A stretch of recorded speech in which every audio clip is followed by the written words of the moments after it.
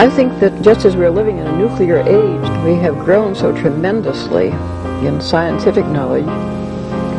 It doesn't seem too much to say that men can begin to awaken to the fact that they haven't grown enough spiritually and haven't recognized their spiritual capacities.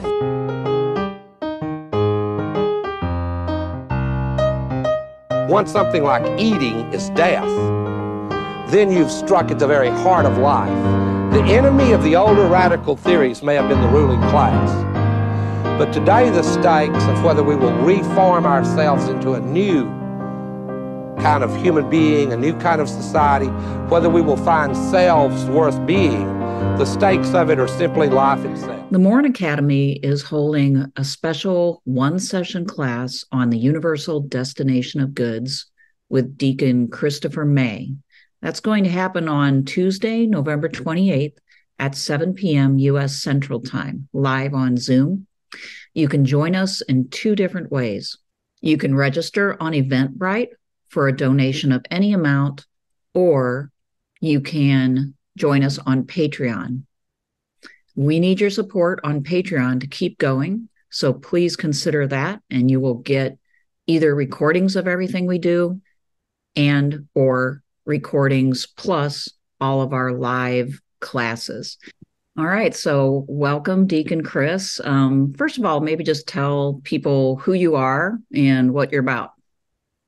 Okay, thank you. I'm Deacon Christopher May. I'm a Roman Catholic deacon in Pennsylvania, and I serve in a number of different capacities in my parishes and my diocese.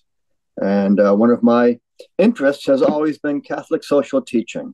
So I was delighted to discover the Morin Academy and to be invited to contribute a little bit to furthering Peter Morin's dream of building a world where it's easier to be good. I love that. Really well put. And we were really delighted that you wanted to teach this class, because one of the things we want to do is definitely inform people more about Catholic social teaching. And this one on property in particular excited us. So maybe explain why you decided to teach this class in particular, and what does it mean to you?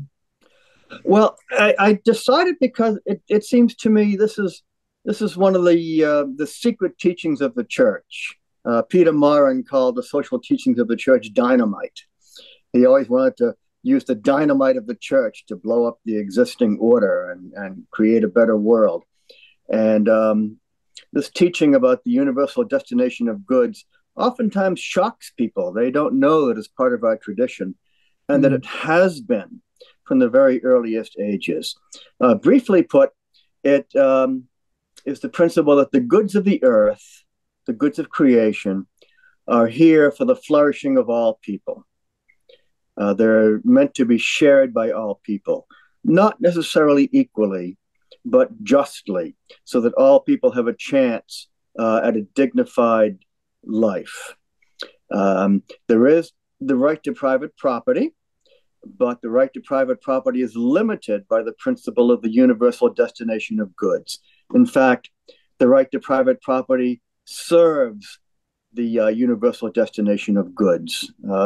The right to private property it's necessary in some way to protect the fact that the goods of the earth are destined for all people. So it's, as I said, it's quite shocking to some people. Some people, when I've spoken about it, have come up to me and said, "Well, you sound like some senator from Vermont or something." I said, "Well, I'm sorry. This is what the church teaches. I'm not making this stuff up." The church even allows for the expropriation of wealth from people so that it can be redistributed to the poor. Oftentimes people see the Catholic Church as being reactionary and stuck in the past, but many of the social teachings are really quite progressive and have yet to be realized. Mm-hmm. I agree. And I think you're right. It can be news to people because we aren't always taught these things, or maybe we're not paying attention when we do. And of course, it's hard when the teaching goes against sort of your preconceptions. Sometimes people just don't hear uh, what they don't want to hear. And Yeah. um, I'm hoping that this intrigues some people. And it sounds like you're going to go through some of the history. Are you going to touch on the origins of it and trace it at all? Yes. First, I'm hoping to first present what it is with summaries from the Catechism of the Catholic Church, some of the Vatican II documents, the Compendium of the Social Doctrine of the Church, Popularum Progressio, give an outline of the teaching in its contemporary form, and then go back through all the way back to the Old Testament, the Hebrew Bible, and see where we can find the foundation of it there, up through the New Testament, and right up through the fathers of the church. And I think you're right, Laurie. And in a way, this idea about the goods of the earth being for the flourishing of all people, it's quite contrary to the neoliberal order, economic order that's been prevalent over the last 40 or 45 years. We've seen a drive to privatization, almost a worship of an unregulated free market. That if we just turn everything over to the free market and everybody's competing for their own self-interest, then everything will come out in the balance. And if it fails, then it means we've been insufficiently devoted to the free market principles. We've been trying this now on steroids for 40 years now, and I'm not sure it's really working out. So it's time for a reassessment, I think, of the proper role for government in regulating the marketplace. Definitely, definitely. And what you just described sounds to me like a counter religion. In other words, you use words like devotion and so on, right? Yeah. Yes. It is a belief system, and Yeah. I think part of what hopefully will sort of come into people's consciousness as they're listening to you and then discussing, because we'll have time for discussion too. It's just that to a certain extent, people in the modern world can buy deeply into different belief systems that are basically substitutes for religious faith, and without knowing it, without realizing it, because this is kind of like the water in which we swim. And so learning a little bit about social teaching, and particularly on property, can kind of more or less take you out of your water a bit, and you might see things a little differently as a result of this class. Nobody worships a false god knowing that it's a false god.